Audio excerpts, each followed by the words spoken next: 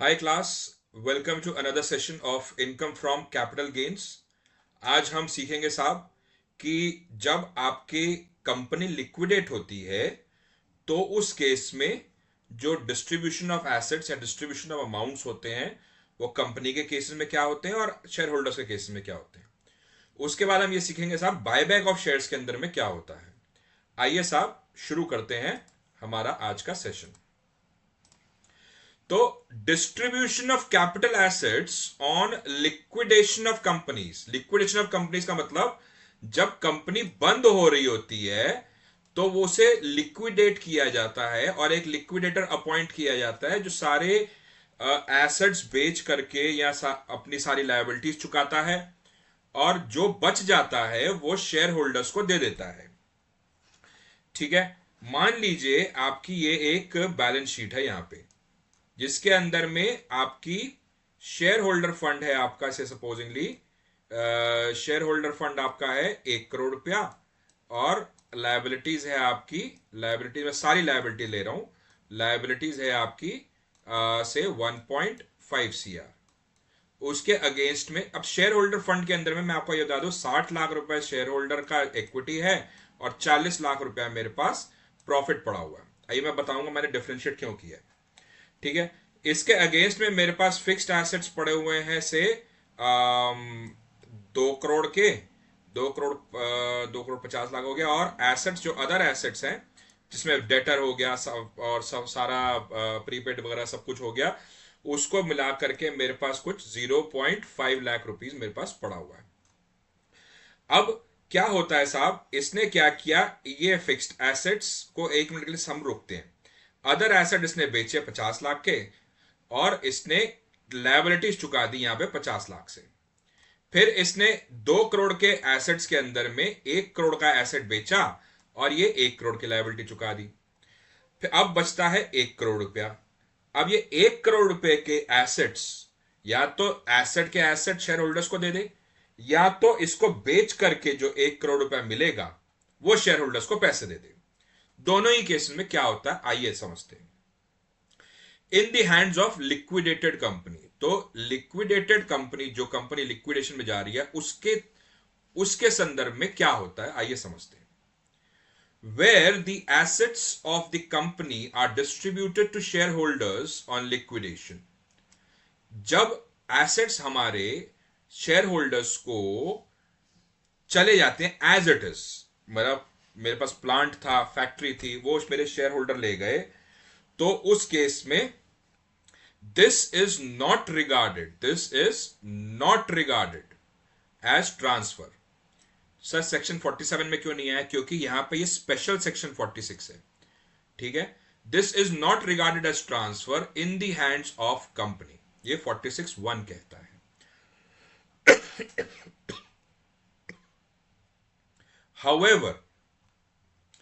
However, if the liquidator sells the assets, यानी कि 1 करोड़ के जो एसेट सेल करेगा and distributes the funds to the shareholders of the company, then the sale of assets will be considered as transfer and will be subject to capital gains।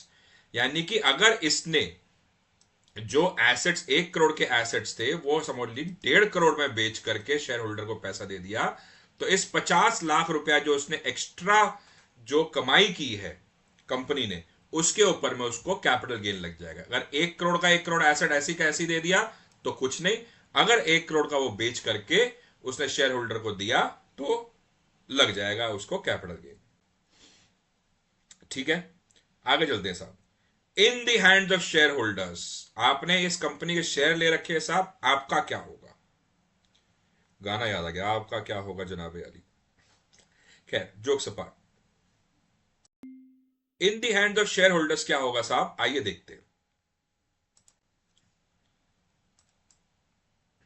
Sorry, हाँ, assets received और amount received again the sale of assets.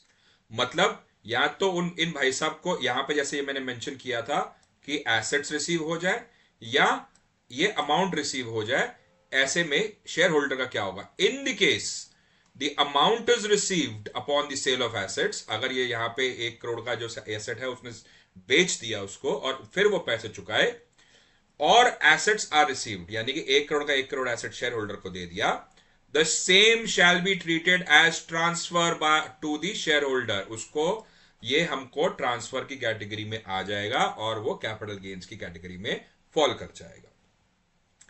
Amount to be considered for the value of assets to the share holders.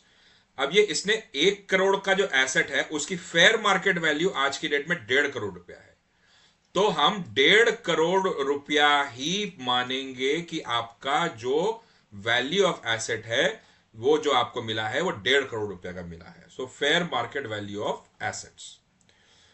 Profits distributed among the share holders. या अब देखिएगा साहब, इसके अंदर में 60 लाख रुपए का आपका शेयर होल्डिंग था और 40 लाख रुपए का प्रॉफिट था. मैंने इसलिए बाइफरकेट किया था साहब. तो सच प्रॉफिट्स मतलब कि आपको जो एसेट मिला 1 करोड़ या 1.5 करोड़ रुपए जो एसेट मिला आपको, उसके अंदर में जितना प्रोपोर्शन ऑफ आपका प्रॉफिट है उसके हिसाब से वो हट जाएगा. क्या मतलब? Such profits shall be treated as dividend under section 2 subsection 22C. यानी 40 लाख रुपया तक का जो आपका अमाउंट ऑफ एसेट आपको मिला, ठीक है, या अमाउंट ऑफ कैश मिला आपको, वो that will be treated as dividend in the hands of share holders. This amount is taxable in the hands of share holders as dividend income. The amount so received shall be deducted from the amount so received in the hands of shareholders. मतलब ये जो 40 लाख रुपया है, मैं इसको हटा करके जो मेरी सेल वैल्यू होगी वो होगी 1 करोड़ 10 लाख रुपया against 60 lakh rupees of shares. In case the assets are received, such sum shall be deducted from the fair market value of the assets. तो आपको समझ में आ गया साहब कि अगर आपको अमाउंट रिसीव हुआ तो उसमें से आप प्रॉफिट हटा दो, और अगर आपको एसेट रिसीव हुआ तो fair market value of asset में से उतना अमाउंट हटा दीजिए. और ये सारा का सारा जो खेल है हमारा वो डोमेस्टिक कंपनी से रिलेटेड करना होना चाहिए. डोमेस्टिक कंपनी से रिलेट होना चाहिए. ठीक है साहब, आगे चलते हैं. Buyback of shares and specified securities section 46A. Section 46A क्या बोलता है साहब, आइए समझते हैं. In case of specified securities other than shares. Specified securities क्या होती है साहब? All securities that are mentioned under section 68 of the companies act 2013. उसके अंदर में ईसॉप भी आ जाते हैं. तो consideration received by shareholder of specified securities other than shares, equity shares नहीं, other than shares, from a company on purchase of its specified securities is chargeable to tax in the hands of holder of specified securities. अब क्या मतलब होता है इसका?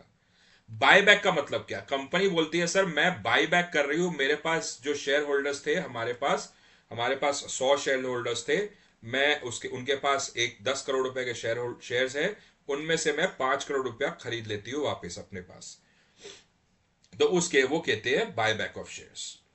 ठीक है, तो उस केस में स्पेसिफाइड सिक्योरिटीज जो होते हैं, स्पेसिफाइड 10 करोड़ रुपए की स्पेसिफाइड सिक्योरिटीज थी, उसने खरीद लिया वापस आपसे. ठीक है, तो consideration is received by the holder of specified securities from any company on purchase of its specified securities is chargeable to tax in the hands of holder of that specified security, यानी कि आप. आगे चलते हैं साहब. Computation shall be done under section 48. ये हम बाद में अभी सीखते हैं, अभी during the course of time हम सीखेंगे कैसे होगा साहब. Value of consideration received by the holder of securities, जो उसको पैसा मिला, minus the cost of acquisition will be capital gains in the hands of the share holders. तो consideration of that specified securities other than shares जो company buyback करती है, उस case में कैपिटल गेन्स शेयर होल्डर को लग जाता है. It is chargeable in the year in which such securities were purchased by the company. मतलब एक्चुअल परचेज जब कंपनी करेगी तो ही आपको उस साल के अंदर में, उस फाइनेंशियल ईयर में आपको ये टैक्स देना होगा। स्पेसिफाइड सिक्योरिटी जो मैंने आपको बोला, it is section 68 of the companies act 2013 and it includes ESOPs as well. In the case of shares, whether it is listed or unlisted, whether it is listed or unlisted shares, listed मतलब stock exchange में listed है और unlisted मतलब stock exchange में listed नहीं है। It is applicable in case where the buyback is done by the domestic company, यानी कि Indian company. The onus of discharge of tax liability is on the company, not on the shareholder. So shareholder इसमें बच गया साहब, सीधी सीधी बात। क्या होगा tax liability? 20% of the tax plus 12% surcharge plus 4% cess. ओ बेटे की, तो 20 प्लस 12 मतलब इसका 12% और इसका 4% shall be levied on such transactions. Income in the hands of shareholders, this is exempt under section 1034A since the tax is already being paid by the company. Double tax government नहीं लेती है साहब।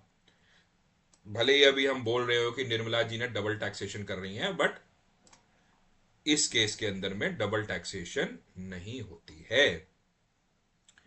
ठीक है साहब, तो आज की क्लास यहीं तक थी साहब। Thank you so much for joining in. Please, for your notes, do contact me on my number or on the email ID. If you have any queries, please feel free to contact on these numbers or email ID. I hope you're liking my videos. Thank you for joining in. Please do like and share and subscribe to my channel. Bye bye.